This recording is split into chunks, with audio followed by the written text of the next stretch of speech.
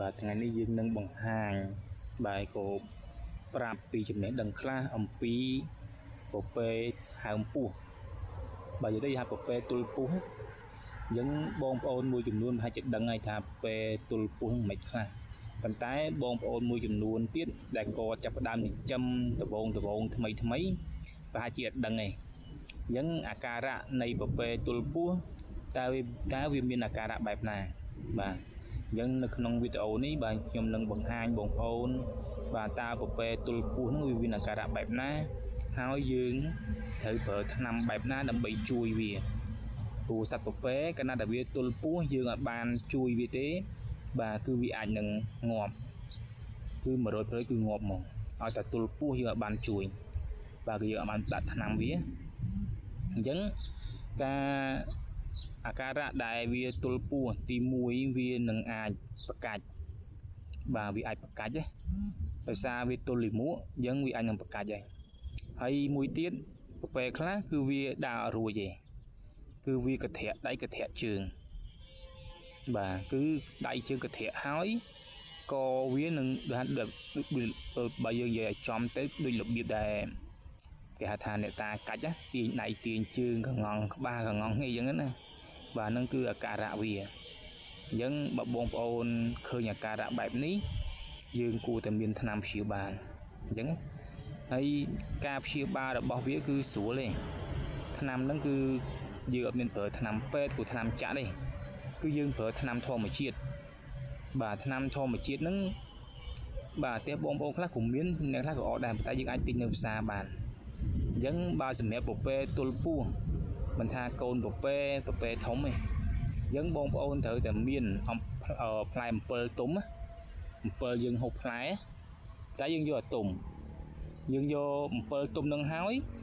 យើងដាក់នៅក្នុងកូនចានលាយទឹកឲ្យបន្តិចទៅឲ្យវាយើងកូរឲ្យវាចេញជាសាច់អំពិលណាឲ្យវារឿងភក់ទៅហើយយើងដាក់អំបិល1ស្លាបព្រាកាហ្វេអញ្ចឹងយើងដាក់កូនចានចង្កឹះយើងដាក់អំពិលប្រហែលជាមួយដុំល្មមទៅហើយយើងដាក់អំបិល1ស្លាបព្រាកាហ្វេបន្ទាប់មកបងប្អូនកូរវាទៅបាទគឺយើងកូរវាឲ្យសព្វឲ្យសាច់អំពិលនឹងខាប់បាទសាច់អំពិលខាប់ដល់ពេលសាច់អំពិលខាប់ហើយបងប្អូនត្រូវទិញសារ៉ាងបាទទិញសារ៉ាងយើងទិញសារ៉ាងមួយដែលមាន 10cc បាទហើយយើងបូមវាទៅឲ្យបាន 10cc ទៅហើយបងប្អូនបាញ់បញ្ចូលតាមគូតវាទៅបាទបាញ់បញ្ចូលទៅបើបាញ់ចូលភ្លាមហើយ2-3វិនាទីគឺវាជក់អាចចេញមកកាលណាវាជក់អាចចេញមកហើយវា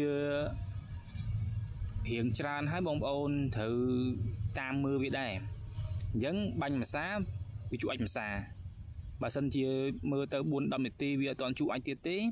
បងប្អូនត្រូវបាញ់ម្សាទៀតបាទគឺមកសារ៉ាំង 10cc ទៀតអញ្ចឹងតែបាញ់ទៅគឺអាចជុះមកហើយបាទគឺអាចជុះមកភ្លាមហ្មង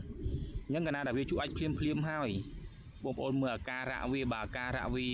រៀងធូររៀងអីហើយអាហ្នឹងយើងមិនបាញ់ទៀតទេ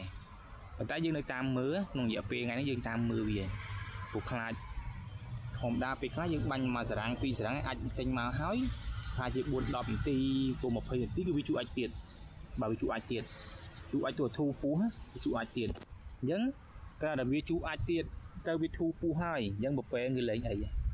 អានេះយើងព្យាបាលធម្មជាតិអត់មានប្រើថ្នាំចាយបាទប៉ុន្តែឲ្យតែពពែទល់ពោះគឺ 100% គឺយើងជោគជ័យយើងប្រើថ្នាំហ្នឹងបាទគឺផ្លែអំពិលទុំលាយជាមួយនឹងអំបិលហើយយើងកូរទឹកវាឲ្យខាប់ដើម្បីយកសាច់អំពិលទុំហ្នឹងបាញ់ចូលគូតវា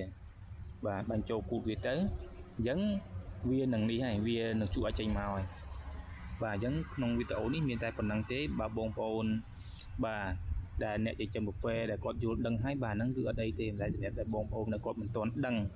បាទគាត់អាចមើលវីដេអូនេះបានបាទអានេះគឺជាវិធីសាស្ត្រមួយដើម្បីការពារសត្វបងប្អូនកុំឲ្យវាបាទបាត់បង់ដែរព្រោះពពែយើងកើតមកហើយយើងស្រឡាញ់វាយើងថែវាប៉ុន្តែបងប្អូនខ្លះឃើញពពែប្រកាច់ឃើញពពែទាញដៃទាញជើងយើងទៅរកថ្នាំចាក់ប៉ុន្តែយើងអត់ដឹងថាអានឹងគឺជាអាការៈដែលពពែទល់ពោះទេបាទគឺគាត់ដឹងណាបាទ ប៉ុន្តែបើបងប្អូនមើលវីដេអូនេះហើយបាទគឺជួយបាទ like ជួយ share មួយផងដើម្បីឲ្យបងប្អូនគ្នាយើងហ្នឹងគាត់បានដឹងបាទតើពពែទល់ពោះហ្នឹងយើងគួរព្យាបាលបែបណាបាទអញ្ចឹងសូមអរគុណច្រើន